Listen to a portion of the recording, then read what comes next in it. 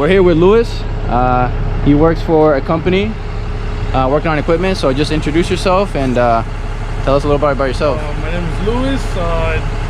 Currently working fixing cranes at the moment. I've done a few different I work in different equipment before. I used to work for Volvo construction equipment, doing excavator, haulers, loaders. Currently doing cranes, forklifts.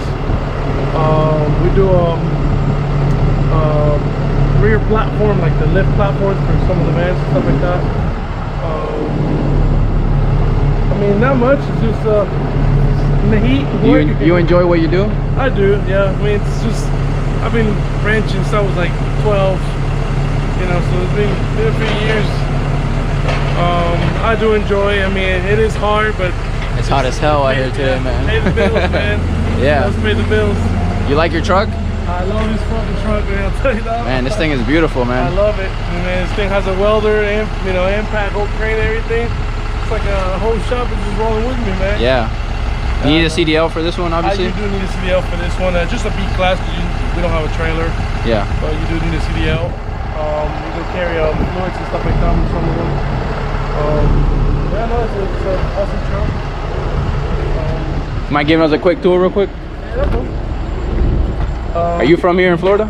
I'm actually Dominican. I was born in the Dominican Republic, but I've been living my entire life in Florida. I'm actually from Tampa. Oh, nice. Oh, you live in Tampa? I live in Tampa. So you drive all the way over here for this? Jeez, yeah, man. All the way. Sometimes I gotta go to Naples. That's where I'm from. Or yeah. St. Lucie, Jacksonville. Yeah, that's crazy, man. All over the state, man. Yeah. If you gotta help another guy, we gotta go. How many of you guys do you have like in this area? More or less? This area is two. It's two of us.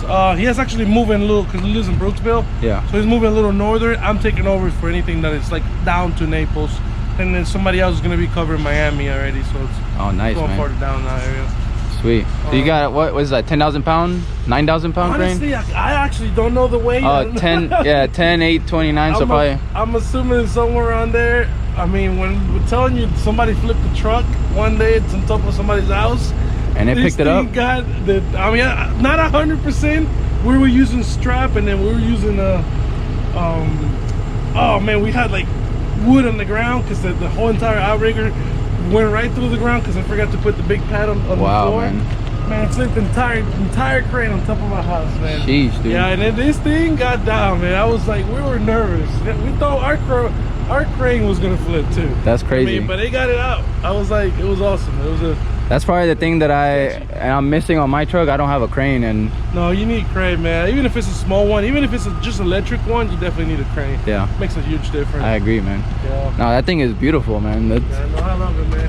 What's the heaviest equipment you work on? Just these kind of cranes? Heaviest, there's the grabbers for the trees. Oh, so yeah. Pretty much that's like the at least personally that's the heaviest I have worked on. Yeah. It's just like this thing's a massive, man. It can grab half of a tree and put it on the floor, man. It's crazy. Yeah, that's beautiful, man. That's Palfinger, so we pretty much work on our own equipment and stuff like that. Yeah. That's awesome. They made that crane and we fixed that crane over there, So. And they made the entire toolbox, so they make the service bed, the entire back. They make all that stuff, all that, the outriggers, all that. They just add parts from other companies, like like the ice and stuff like that. But the actual physical part of it, then the wiring and the crane, they made the entire frame for this truck.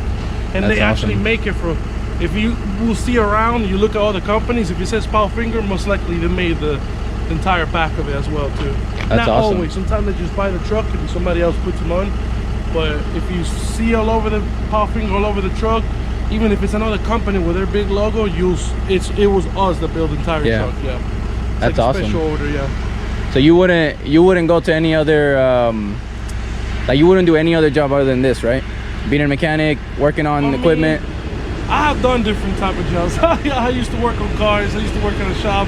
I actually done elevators. I used to do commercial elevators, which was like pallets, like 6 stories up.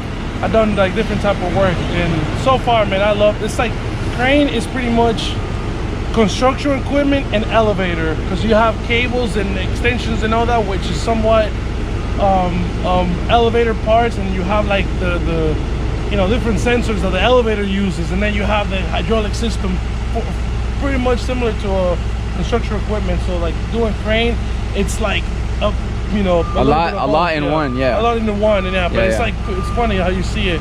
And as a lift, crane, it is technically an elevator in a way, but it is a hydraulic, system in another way, which is actually pretty cool. So you would say you're pretty knowledgeable in hydraulic systems, right? I don't mean we all get stuck somewhere. yeah. We, as much as we know it, we learn every day, man.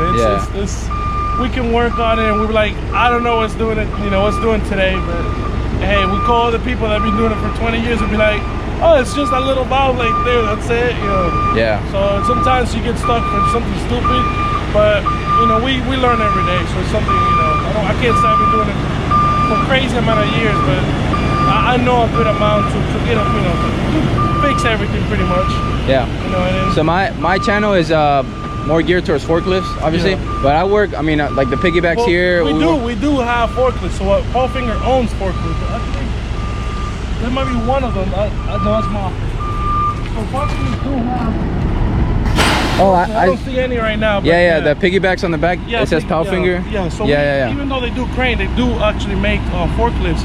And if you actually look for the Europe ones, they're completely different. It's a 4-wheel platform that goes under the truck. It's not actually. Look it up and find a picture of it. It's like we don't even have them, but it's like they lay down, and it's actually pretty cool. That's pretty dope, man. I saw them like on their videos and stuff, and I was like, oh, we don't get those. It looks like a go-kart with like. And the front wheels fit right underneath. Yeah, it goes under the truck. You don't even see none of it, so it's actually pretty cool. At least the equipment that we don't get to see in the U.S. that other people are actually using. That's pretty badass, man. Yeah. Well, Louis, I appreciate your time, man. Hey, no problem, it's a pleasure meeting you.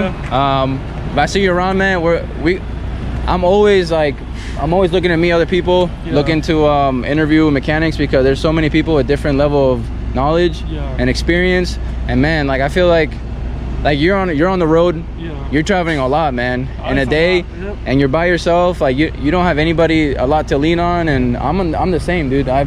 I'm on my truck, and sometimes you have nobody to lean on, and you see another mechanic, and you're like, yo, what's up? What's up, dude? That's true. Yeah, no, you get to learn, man. You be doing, like I said, I have done different type of work, and you can apply a lot of the things that you learn somewhere else in general. Like you realize that a lot of companies use almost the same things. You look at sensors, and you see like, wow, that sensor's being used, in an elevator somewhere, or that sensor's being used in a, on the train, and you'd be surprised things that you see, and you're like, I've done this, this is not new. It's new to look new, but it's actually the same thing as different. Same theory, it just looks a little bit different. It looks different, and then most people get scared because of that. They be like, oh, I never done.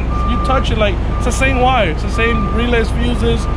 They're all using the same way, So you apply a lot of knowledge.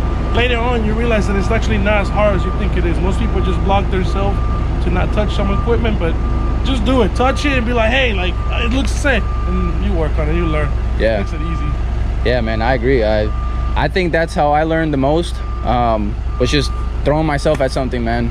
Like if I saw something like this, and let's just say it was leaking, or I had to replace that cylinder or whatever, I'd just go for it. You know what I'm saying? It may take me twice as long as it take you, but eventually, if you put your mind to it and you start looking, okay, maybe I take this off first, and then you eventually figure it out. But you have to remember that it would have took me the same amount of time that you did when I did it my first time. Exactly, yeah. So it took me 2 hours. Now I can do it in 5 minutes. You'd be like, oh, it takes me 2 hours.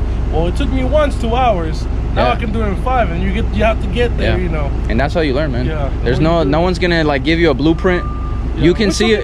Some people you can look at a manual and say, hey, start like this, but it's not always the case, It's, the engineers are not always out here doing it. No, they're not us, bro. They got their mindset on like this is how it's supposed to work, but if you tell them, hey, they're like, I know you guys do. I'm like, see, you can't get the bolt out. You decided, but you can't get the bolt out. And I told them, like, I wish I could call an engineer and be like, here, can you take that one bolt out for me? And I'd be like, oh, and then like they come back and realize that let me help this guy out a little bit by just moving this bracket here. That's it. They could just fix problems by just we could show them a little bit, but sometimes they get technical and they don't like being told by somebody else that, hey, like, but it is what it is. We get to learn.